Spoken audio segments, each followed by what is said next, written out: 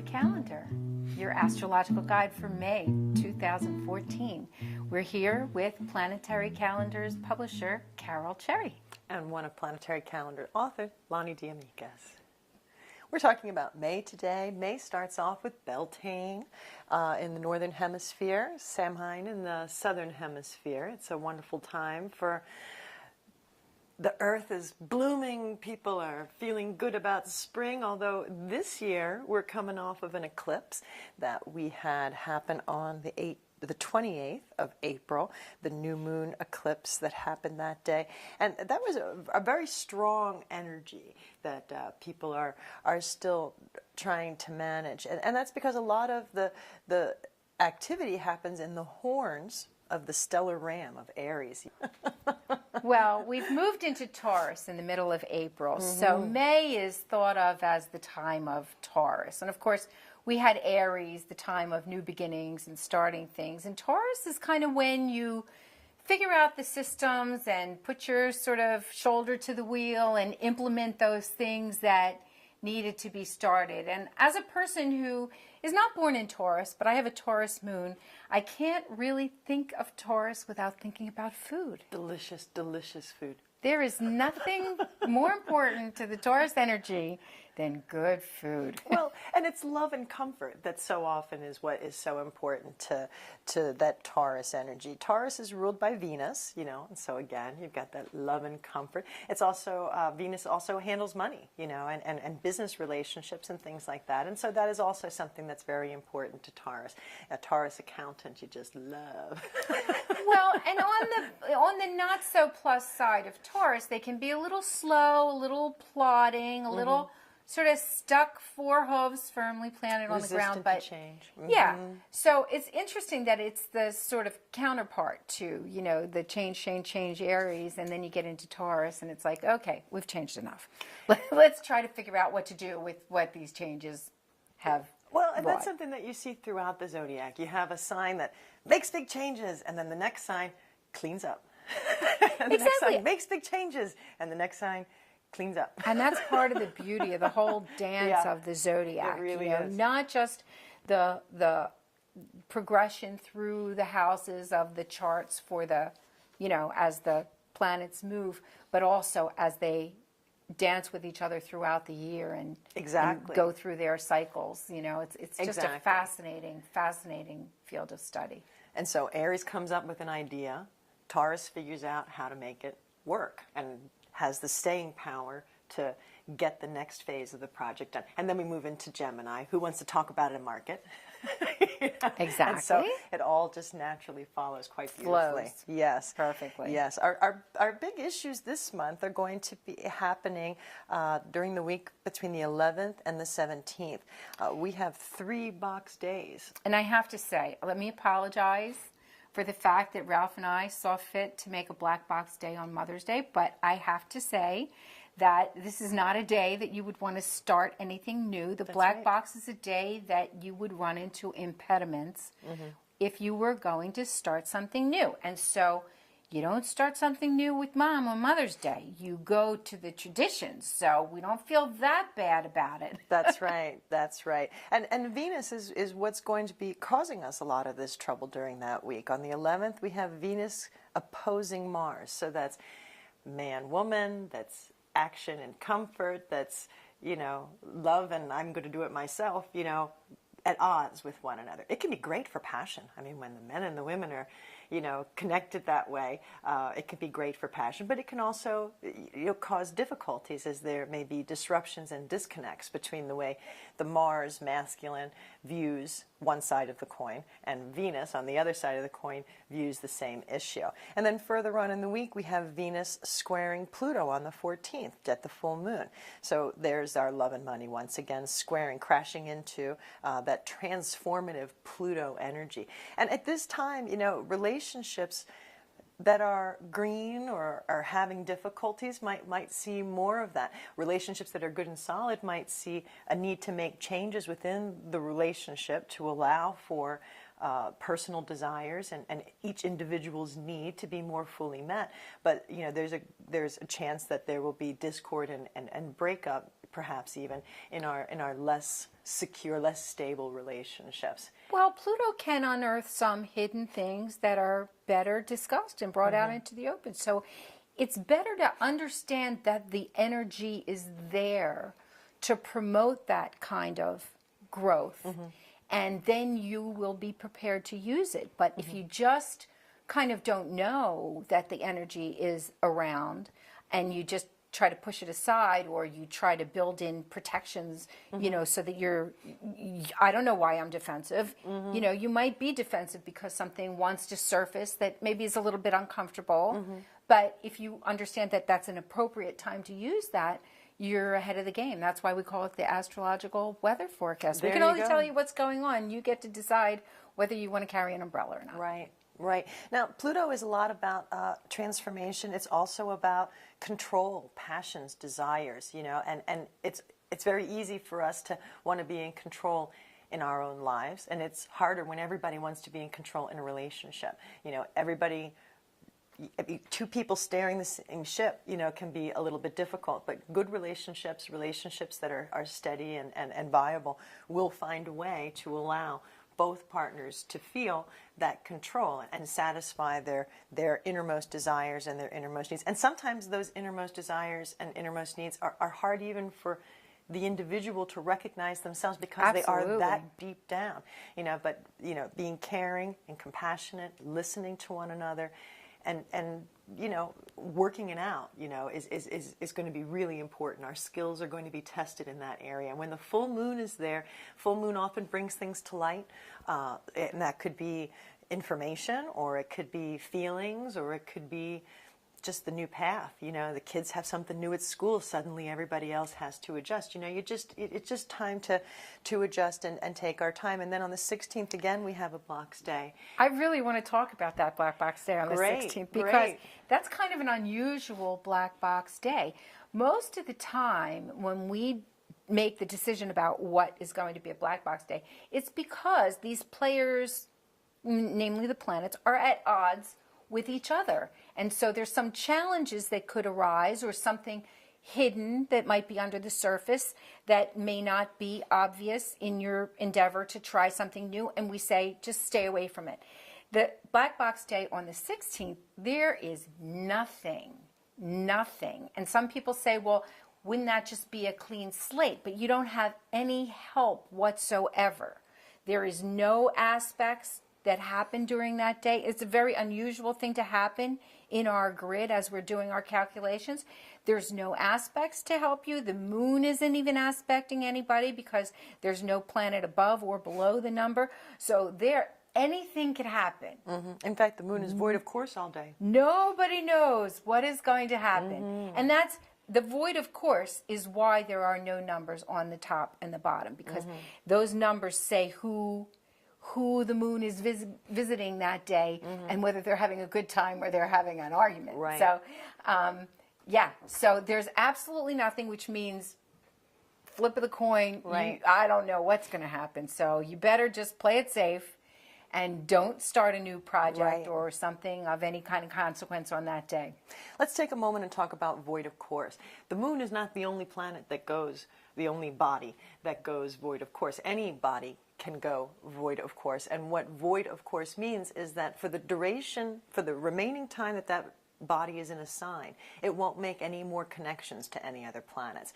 So, whether it's Mercury or Venus or the moon, what it means is that the whole rest of its trip through the sign that it's in, no connections. And during that time, we can feel directionless. It's hard for us to, I don't know what I want to do today. I've got a lot of things to do, but I don't know where to start. We all become Librans, right? It can be very difficult. Well, there you go. Luckily, it's a Friday, so maybe you can take a 3-day weekend, and take the day off, get some extra rest, and avoid the whole nonsense entirely. But we also have to remember that we're going to have Venus in Aries for much of this month also. And again, that's the planet of Venus in the sign of me in Aries, and so we're going to be very focused on what we need in our caring and nurturing and comfort zone, and a little less focused on what others may need. So we may have to work a little bit harder to be able to see somebody else's perspective. But by the end of the month, Venus will be moving into Taurus by the 28th, and that should be lovely. Well, because you could fix what ails her by giving her chocolate. There you go. Yeah. And it's interesting, again, as we're talking about these sequences, you know, Venus came out of Pisces, which in some respects can be woe is me, and feeling a little bit sorry for yourself, or a little martyred, or a little out of sorts. I mean, it could also be, you know, a great time to paint or buy art, or, you know, learn how to dance or whatever. Right. But, you know, there is that aspect. And then you come into Aries and say, why was I, you know, feeling so sorry for myself? I should get out there, and I should be more forceful, and I should ask for what I want. And then in Taurus, she gets it. So exactly, it's part of the beauty of this. You know, every sign and every element builds on the one that went before, and creates this beautiful. I just love to call it a dance, because that's what it is. Right. And we have Memorial Day this month and Victoria Day in Canada. That is sort of their Memorial Day, I believe, starting off our summer season. We have meteor showers happening on Cinco de Mayo, May 5th and May 6th. We have the Eta Aquarid meteor showers. And if you come to planetarycalendars.com or find us on Facebook, we'll be able to tell you which part of the sky to look at and what time of day for the best viewing for those meteor showers. I also want to say, though, by the 20th, the sun's going to move into Gemini. And so, like I say, you know, the Gemini is the talker, the thinker, that got the ideas, the marketing man. The partner. Exactly. So the things that we started in Aries, you know, Taurus is going to make viable and make sure there's a budget in place for it. And that it's comfortable for everybody to do. And then Mercury's off to advertise and tell everybody about it. And it's a great time for starting new projects, for studying. It's a great time to market. It's a great time to travel, to get out there and see what's going on and learn some new things, and then come back, of course, and spread it, because that's what Gemini does. And Gemini and Mercury are more short-distance travel, where Jupiter and Sagittarius is more long-distance travel. Right. So you think locally, you know, market locally. You know, we've been talking too, and not to go too far ahead, but I wanted to mention that we had mentioned in our calendar that June is a great time for a family vacation. So if you're looking for a family vacation time, you might want to plan it in June. And August, we said, was a great time for a romantic getaway. So as we get ready to start our summer season, we want to think about that. You know, take the kids camping or Disneyland in June, and then off to Sandals in August, just for the two of you. Well, and how appropriate is that? You know, Gemini is children. So the early part of June, of course, is Gemini, and August, a lot of August is Leo, which rules the heart. So that's the romantic, emotional time. So sure, you love it when the days support that. Exactly. And school's just letting out, so the kids are free, and it's a good time to think. I mean, even just day trips, you know, get that. You know, the camps haven't quite started. You know, it's going to be a good time in June to be able to make that happen. Well, and as we're talking about sort of the attributes of different planets and signs, we were talking about Venus making her progression from Pisces to Aries. She's not so comfortable in Pisces. She's not so comfortable in Aries. But Taurus, Venus is the ruler of Taurus. She knows how to do Taurus better than anything.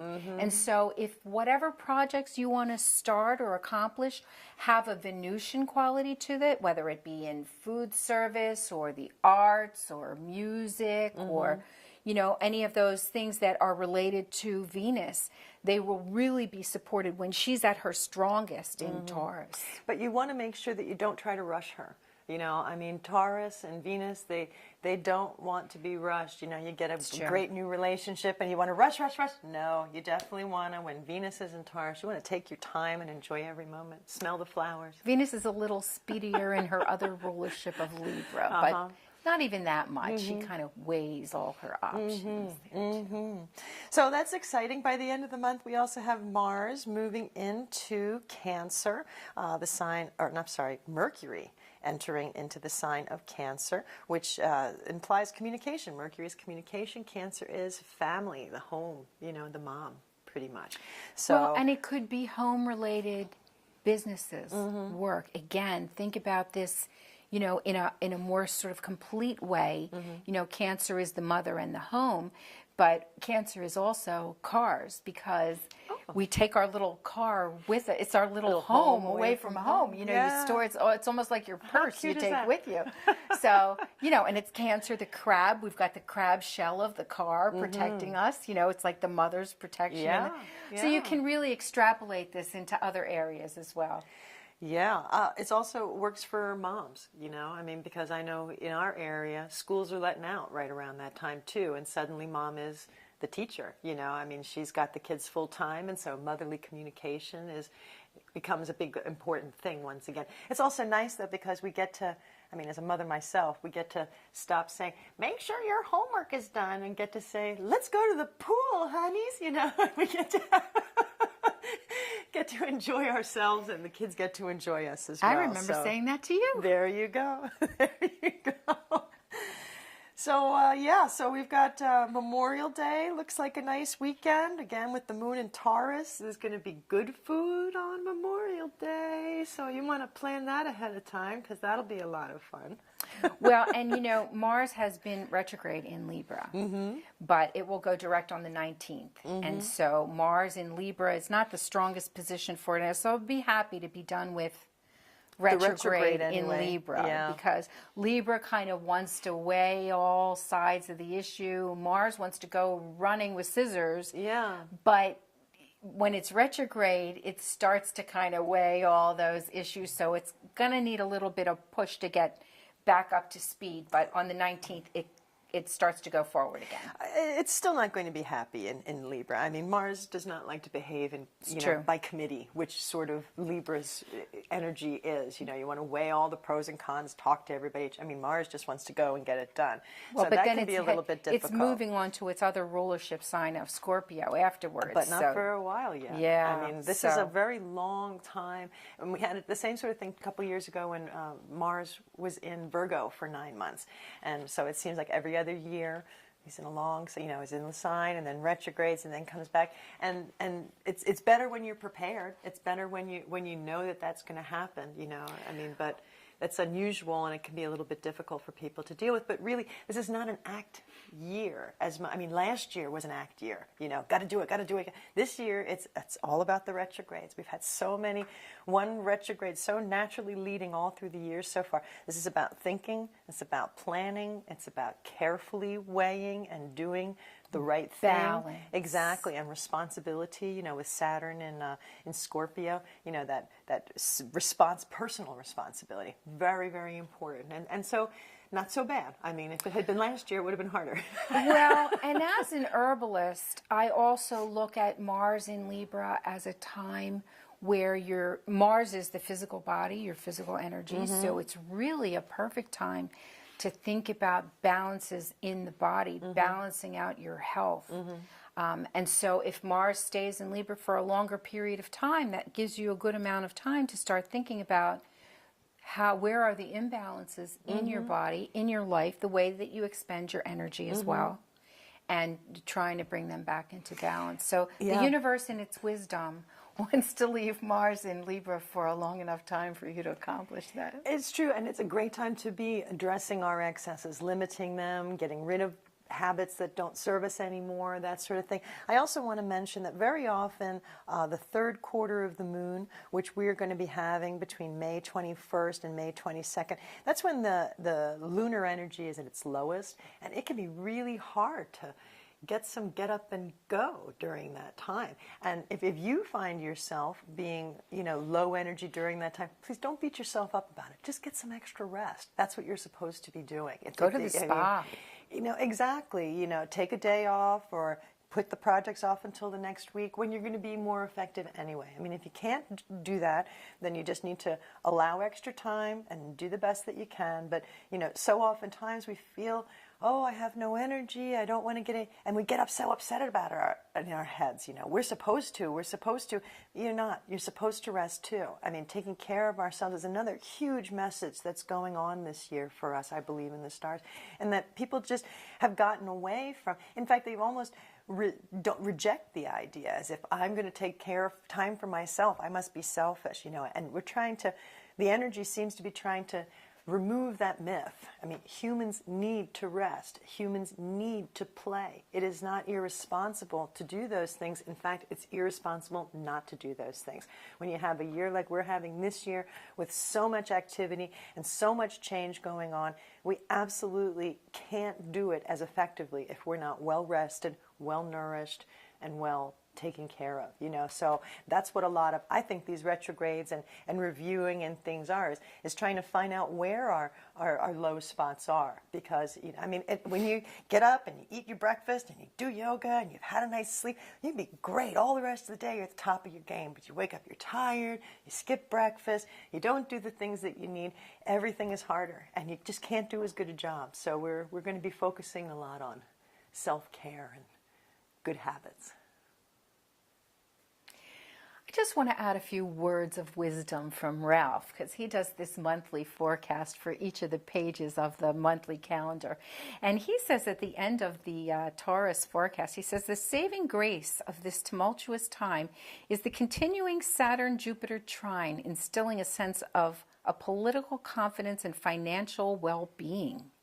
Jupiter passes over the USA's natal sun position multiple times this year while trining Saturn. So expect good cooperation among political and financial leaders. Partisans' interests won't dissolve, but they will find a way to merge the common good and their personal interests. And it may be that the chaos of the first part of the year is a wake-up call. We'll see.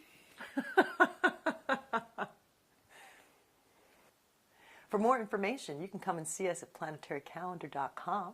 You can also connect with us on Facebook, where we do regular emails throughout the month to give specific information on what's happening today. This covers the whole month, but if you want a little more information, you can find it with us at planetarycalendar.com. Thanks for watching. See you next time.